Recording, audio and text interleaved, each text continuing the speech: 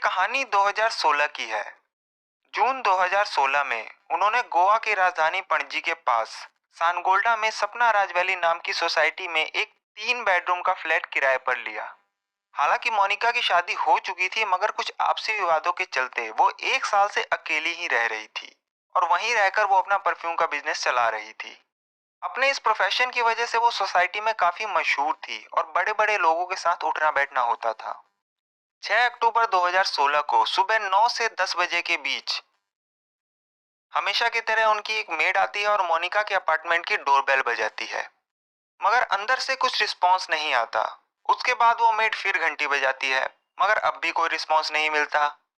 फिर वो कई बार बेल बजाती है, आवाज भी लगाती है और दरवाजा भी पीटती है, पर अब भी दरवाजा नहीं खुलता।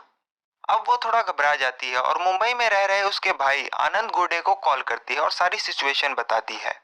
फिर मोनिका का भाई आनंद कई बार मोनिका के मोबाइल पर कॉल करता है, मगर उधर से कोई फोन नहीं उठाता। उसके बाद आनंद घुर्डे मोनिका की एक पड़ोसन को कॉल करता है जो कि वहीं बगल के अपार्टमेंट में रहती थी और उसके पास मोनिका के फ्लैट की एक डुप्लीकेट चाबी थी। आनंद के कॉल करने के थोड़ी देर बाद ही वो महिला डुप्लीकेट चाबी के साथ वहां पहुंच जाती है। फिर वो उस डुप्लीकेट चाबी से दरवाजा खोलकर जैसे ही अंदर घुसती है, उसकी चीख निकल जाती है। वो देखती है कि मोनिका बेड पर सीधी लेटी हुई है। उसके दोनों हाथ पीछे बेड से बंधे हुए हैं और कमर से निचले भाग पर कोई भी कपड़ा नहीं है। वो फौरन पुलिस को कॉल करती है। थोड़ी देर बाद गोवा पुलिस सपना राजवैली के उनके अपार्टमेंट में पहुंच जाती है और जब नब्ज टटोली जाती है तो पता चलता है कि मोनिका की मौत हो चुकी है। फिर लाश को पोस्टमार्टम के लिए भेज दिया जाता है और कमरे की तलाशी ली जाती है। हैरत की बात यह थी कि उस पूरे अपार्टमेंट में कहीं से भी फोर्सफुली एंट्री के सबूत नहीं मिलते। कमरे में अंडे के छिलके भी पड़े हुए थे, जिससे पता चलता है कि अंडे भी खाए गए थे। उसके बाद मोनिका के पर्स को चेक किया जाता है कि इसमें कुछ सबूत मिल जाए, मगर पर्स में कुछ डेबिट कार्ड के बिल्स के अलावा और कुछ नहीं मिलता।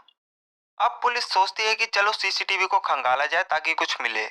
तो पता चलता है कि उस सोसाइटी में कोई सीसीटीवी कैमरा ही नहीं है और यहाँ भी नाकामी ही हाथ लगती है। फिर पुलिस सपना राजवैली के लोगों से पूछताछ करती है कि किसी ने कोई संदिग्ध मोनिका के फ्लैट में आते या जाते देखा हो, पर यहाँ भी पुलिस को किसी से कोई जानकारी नहीं मिलती। उसके बाद पुलिस चोरी के एंगल से भी जांच करती है, मगर मोनिका के फ्लैट से ऐसी कोई भी चीज गायब नहीं थी जिससे कि यह साबित हो सके कि यह मर्डर चोरी के मकसद से किया गया हो। अब पुलिस सोचती है कि क्योंकि इस फ्लैट में जबरदस्ती कोई अंदर नहीं आया, तो जरूर जो भी अंदर आया और मर्डर किया वो मोनिका का जानकार था। और सबसे पहला शक जाता है मोनिका के पति भरत राम मरुथम पर, जो कि खुद तमिलनाडु के एक मशहूर फोटोग्राफर थे। पुलिस उनसे पूछताछ करती है, मगर पूछताछ में ऐसा कुछ सामने नहीं आता जिससे कि उन पर शक किया जाए। इधर जैसे ही मोनिका के मर्डर की खबर बाहर आती है, पूरे गोवा में हड़कंप मच जाता है, क्योंकि मोनिका एक जाना माना चेहरा थी और बड़े बड़े लोग उसे जानते थे। तो जो भी इस खबर को सुनता वो दंग रह जाता। पुलिस ने भी अपनी जांच में कोई ढील नहीं बरती, क्योंकि ये एक हाई प्रोफाइल केस बन चुका था और पूरे देश की मीडिया बस इसी केस को कवर कर रही थी और पब्लिक ये जानना चाहती थी कि आखिर वो मिस्ट्री किलर कौन है। इतने में मोनिका की पोस्टमार्टम रिपोर्ट भी आ जाती है और उसमें पता चलता है कि मोनिका की मौत दम घुटने से हुई है और ये भी पता चलता है कि मौत से पहले मोनिका के साथ बलात्कार भी हुआ है। उसके बाद पुलिस इस बात की भी पड़ताल करती है कि कहीं किसी आपसी रंजिश की वजह से तो ये कत्ल नहीं हुआ, मगर मोनिका का बिहेवियर सभी के साथ फ्रेंडली था, तो पुलिस इस एंगल को भी नकार देती है। कुल मिलाकर अब तक पुलिस खाली हाथ थी। वो हर एंगल से इस केस पर जांच कर रही थी, मगर कोई कामयाबी हाथ नहीं लगी। अचानक से तफ्तीश के दौरान ही एक पुलिस वाले का माथा ठनका और उसे याद आता है कि कमरे की तलाशी के दौरान उन्हें कुछ डेबिट कार्ड के बिल्स मिले थे, मगर पूरी तलाशी के दौरान उन्हें कोई भी डेबिट कार्ड नहीं मिला। उसके बाद गोवा पुलिस उस डेबिट कार्ड के बिल को लेकर बैंक पहुंचती है और उस कार्ड के ट्रांजैक्शन की डिटेल्स मांगती है। तो पता चलता है कि 6 अक्टूबर को सुबह 6 बजे ही इस कार्ड का इस्तेमाल पोरवरम के एक एटीएम में किया गया है, जो कि सपना राजवैली से महज 4 से 5 किलोमीटर दूर है।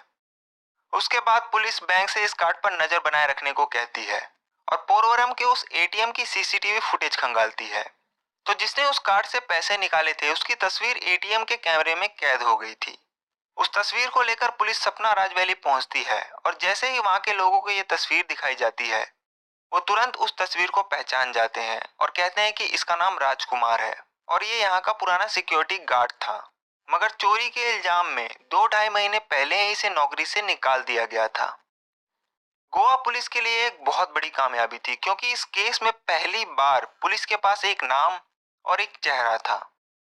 उसके बाद पुलिस राजकुमार की कुंडली खंगालती है तो पता चलता है कि 21 साल का राजकुमार पंजाब के बठिंडा का रहने वाला है और पहले भी इसके ऊपर चोरी के मामले दर्ज हो चुके हैं।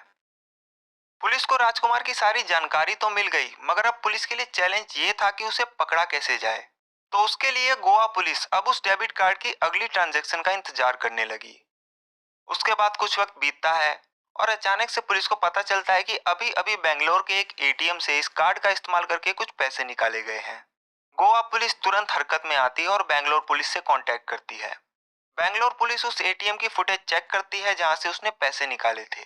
उस एटीएम की फुटेज में भी राजकुमार का चेहरा साफ साफ नजर आ रहा था। उसके बाद बेंगलोर पुलिस राजकुमार की फोटो लेकर उस एटीएम के लोकेशन के आसपास के होटल और लॉज में पूछताछ करना शुरू करती है।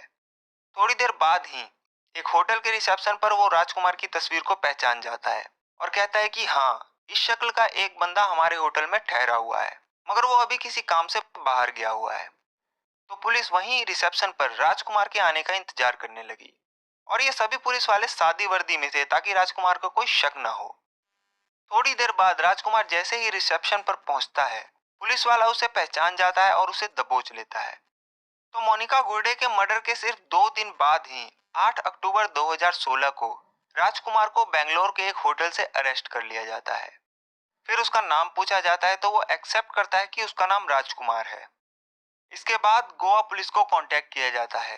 फिर गोवा पुलिस बेंगलोर पहुंचती है और कोर्ट से ट्रांजिट रिमांड लेकर राजकुमार को गोवा लेकर आती है।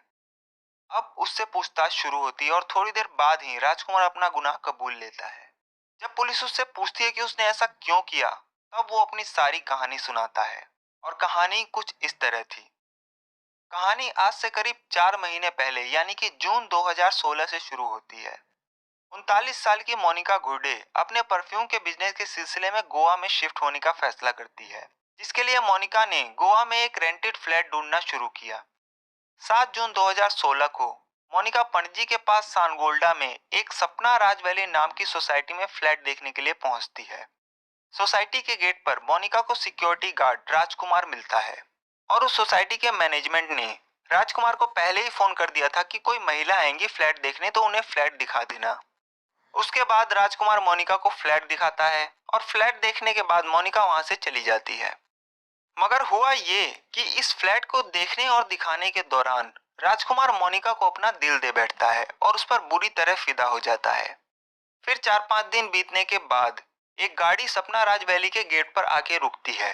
राजकुमार गेट ओपन करता है तो देखता है कि मोनिका अपने सामान के साथ वहां पहुंची हुई है। मोनिका राजकुमार को बताती है कि उसने जो फ्लैट उसे दिखाया था वो फ्लैट उसने ले लिया है। राजकुमार ये बात सुनकर मन ही मन बहुत खुश होता है और दूसरे लोगों की मदद से मोनिका का सामान उसके फ्लैट तक पहुंचवाता है। इन बीते हुए 4-5 दिनों में राजकुमार लगातार बस मोनिका के बारे में ही सोच रहा था और मोनिका का चेहरा उसके पूरे जहनो दिमाग पर छाया हुआ था। उसके बाद राजकुमार मोनिका से और ज्यादा मिलने और उसे देखने का तरीका ढूंढने लगा, पर क्योंकि वो एक सिक्योरिटी गार्ड था तो उसे ज्यादा मौका मिल नहीं रहा था। फिर उसने अपने मैनेजमेंट से बात की और कहा कि वो अपनी ड्यूटी के बाद सोसाइटी के लोगों की गाड़ी की धुलाई और सफाई का काम भी करना चाहता है। वहाँ का मैनेजमेंट उसकी बात को मान लेता है और उन्हें भी लगता है कि चलो इससे लोगों की जरूरत पूरी हो जाएगी और राजकुमार थोड़े एक्स्ट्रा पैसे भी कमा लेगा। पर राजकुमार के मन में कुछ और ही था और वो सीधे मोनिका के फ्लैट पर पहुंच जाता है और मोनिका को बताता है कि अब वो गाड़ी भी साफ करेगा। मोनिका भी मान जाती है और उसे अपनी गाड़ी साफ करने के लिए हाँ कर देती है। अब राजकुमार मोनिका की गाड़ी भी साफ करने लगा और गाड़ी की चाबी लेने और देने के बहाने वो मोनिका के फ्लैट में भी चला जाता और उसकी झलक भी देख लेता। मगर इसी गाड़ी की सफाई की वजह से एक दिन राजकुमार की नौकरी चली जाती है। हुआ ये कि एक दिन मोनिका का एक छाता उसकी गाड़ी से गायब हो गया। मोनिका राजकुमार से इस बारे में पूछती है पर वो मना कर देता है। इसके बाद मोनिका सोसाइटी के मैनेजमेंट से इसकी शिकायत करती है और कहती है कि अगर सोसाइटी में ऐसे ही लोगों के सामान गायब होने लगे तो सोसाइटी की काफी बदनामी होगी। वहाँ का मैनेजमेंट इस बात को सीरियस लेता है और छानबीन शुरू कर देता है। फिर पता किया जाता है कि मोनिका की गाड़ी को किस किस ने खोला। तो पता चलता है कि मोनिका के अलावा सिर्फ राजकुमार ही उस गाड़ी को खोलता था साफ सफाई के लिए। इसके बाद गार्ड रूम की तलाशी ली जाती है जिसमें राजकुमार रहता था और मोनिका का छाता वहां से बरामद हो जाता है। उस सोसाइटी से पहले भी लोगों के सामान चोरी होने की बात आती रहती थी और छाता मिलने के बाद सारा शक राजकुमार पर ही जाता है। इसी के बाद 22 जुलाई 2016 को राजकुमार को चोरी के इल्जाम में नौकरी और सपना राज वैली से निकाल दिया जाता है। क्योंकि राजकुमार मोनिका पर बुरी तरह फिदा था और उसी ने उसे नौकरी से निकलवा दिया, तो इस बात ने राजकुमार के अंदर एक अजीब सा जहर और गुस्सा भर दिया। उसके बाद राजकुमार वहां से चला जाता है और फिर कुछ दिन वहीं गोवा के पोंडा इलाके में मजदूरी का काम करता है। इस दौरान वो 2 बार मोनिका से मिलता है और उससे चोरी की शिकायत वापस लेने को कहता है, पर मोनिका साफ मना कर देती है। कुछ दिन वहां मजदूरी करने के बाद वो गोवा को छोड़ देता है और नौकरी की तलाश में चेन्नई पहुंच जाता है। फिर वहां से मुंबई जाता है और फिर पुणे। हर जगह वो छोटी मोटी मजदूरी करके अपना पेट पालता है। मगर जब उसे कहीं भी कोई ढंग की नौकरी नहीं मिलती तो वो वापस 2 अक्टूबर 2016 को गोवा पहुंच जाता है। और गोवा वो कुछ ठान के आया था। उसके मन में अब भी वही नफरत थी। उसके बाद राजकुमार 3 अक्टूबर 2016 को दोपहर में वापस सपना राज वैली में पहुंचता है जहां वो गार्ड की नौकरी करता था। वो मेन गेट से सोसाइटी में दाखिल हो जाता है और इत्तेफाक से उसे कोई भी अंदर आते हुए नहीं देखता। फिर वो सीधे मोनिका के अपार्टमेंट के नीचे पहुंच जाता है। मगर वो देखता है कि मोनिका की कार वहां पार्क नहीं है, तो वो समझ जाता है कि मोनिका घर पर नहीं है। अब राजकुमार वहां से जाने की बजाय वहीं रुककर मोनिका के आने का इंतजार करने का फैसला करता है। पर उसे पकड़े जाने का डर भी था, तो वो चोरी छुपे उस अपार्टमेंट की छत पर पहुंच जाता है। और क्योंकि वो पहले वहां काम कर चुका था, तो उसे सारे रास्ते पता थे और छत पर जनरली कोई आता जाता नहीं था और वो अक्सर खाली ही रहता था। अब वो छत पर रुककर मोनिका के आने का वेट करने लगा। वो बीच बीच में कई बार छत से नीचे आता और मोनिका की कार चेक करता। मगर पूरा 3 अक्टूबर बीत जाता है पर उसे मोनिका की कार दिखाई नहीं देती। उसके बाद अगला दिन 4 अक्टूबर आता है, मगर मोनिका की कार नहीं आई। और फिर 4 अक्टूबर भी बीत जाता है और 5 अक्टूबर आ जाता है। 5 अक्टूबर को भी वो सुबह से कई बार मोनिका की कार चेक कर चुका था, मगर उसे कार दिखाई नहीं दी। अब लगभग 2 दिन बीत गए थे उसे छत पर रुके हुए। छत पर ना तो कुछ खाने को था और ना कुछ पीने को। इस दौरान कई बार उसका मन करा कि वो वहां से चला जाए, मगर वो अपने मन में कुछ सोच कर आया था और उसी सनक में उसने लगभग 48 घंटे से भी ज्यादा का वक्त भूखे प्यासे छत पर बिता दिया। 5 अक्टूबर 2016 को दोपहर के करीब 3 से 3:30 बजे वो एक बार फिर नीचे आया, तो उसने देखा कि मोनिका की गाड़ी पार्किंग में खड़ी है। इसका मतलब था कि मोनिका आ चुकी है। फिर वो छत पर वापस चला गया और अंधेरा होने का इंतजार करने लगा। उसके बाद वो शाम को 6:30 बजे के करीब नीचे आता है और मोनिका के फ्लैट की घंटी बजाता है। मोनिका अंदर से पूछती है कि कौन, तो वो अपने आप को सिक्योरिटी सुपरवाइजर बताता है। उसके बाद मोनिका दरवाजा खोलती है। जैसे ही मोनिका दरवाजा खोलती है, राजकुमार उसे जोर से धक्का देता है और दरवाजा अंदर से बंद कर देता है। मोनिका को इतने कुछ समझ में आता, उससे पहले वो अपनी जेब से चाकू निकालकर बोलता है कि अगर शोर किया तो चाकू मार दूंगा। मगर मोनिका फिर भी जोर से चिल्लाती है, तो राजकुमार अपने हाथ से उसका मुंह दबाता है और उसे बाथरूम में ले जाता है। फिर डरा धमकाकर उस पर कंट्रोल करता है। इसके बाद वो चाकू के जोर पर मोनिका को बेडरूम में ले जाता है और उसे बेड पर लिटाता है और पहले उसके दोनों हाथ पीछे बेड से बांध देता है। फिर उसके दोनों पैरों को भी बेड से बांध देता है। अब राजकुमार चाकू की नोक पर उससे पैसे मांगता है।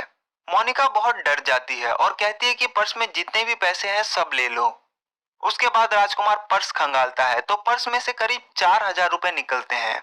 मगर राजकुमार का मन उससे नहीं भरता और वो उससे और पैसे मांगता है। तो मोनिका बोलती है कि मेरे पास तो अभी बस इतने ही पैसे हैं, अगर तुम्हें और पैसे चाहिए तो मेरे पर्स में डेबिट कार्ड है, उसे ले लो और एटीएम से पैसे निकाल लेना। मगर राजकुमार को डेबिट कार्ड का इस्तेमाल करना नहीं आता था, तो बकायदा मोनिका उसे पैसे निकालने का तरीका भी बताती है कि ऐसे कार्ड डालना है, फिर लैंग्वेज चूज करनी है, फिर पिन डालना है और डेबिट कार्ड का पिन नंबर भी बता देती है। मोनिका को लगता है कि अब राजकुमार यहाँ से चला जाएगा, मगर राजकुमार पैसे और कार्ड लेकर वहां से उठता है और एक कपड़ा लेकर मोनिका के मुंह में ठूस देता है। और हाथ पैर बांधने और मुंह में कपड़ा ठूसने के बाद जब उसे तसल्ली हो जाती है कि मोनिका अब कुछ कर नहीं सकती, तो वो बड़े इत्मीनान से वहां से उठता है और फिर किचन में जाता है। फ्रिज से पानी निकालता है, पानी पीता है अंडे निकालता है, उन्हें बॉईल करता है और फिर बड़े आराम से खाता है। और उसे कोई जल्दीबाजी नहीं थी। वो बड़ी ही तसल्ली से खा पी रहा था क्योंकि उसे पता था कि मोनिका उस फ्लैट में अकेली रहती है। वो बड़े ही इत्मीनान से फ्रिज से आइसक्रीम निकालकर खाता है, फिर चॉकलेट खाता है। 2 दिन से जो वो छत पर भूखा प्यासा था, वो अपनी सारी भूख और प्यास मिटाता है। इन सब में रात के तकरीबन 12 बज चुके थे। जब उसका पेट भर गया तो वो फिर वापस मोनिका के पास पहुंचता है। फिर वो मोनिका का फोन लेता है तो उसमें स्क्रीन लॉक लगा था। वो फिर चाकू के दम पर उसका पासवर्ड पूछता है, तो मरता क्या ना करता, मोनिका उसे पासवर्ड बता देती है। इसके बाद राजकुमार मोनिका के मोबाइल में पॉर्न साइट खोलता है और जबरदस्ती उसे 3 अश्लील क्लिप्स दिखाता है। मोनिका अब बिल्कुल बेसुध सी हो चुकी थी और अब उसे लग गया था कि राजकुमार उसे छोड़ने वाला नहीं है।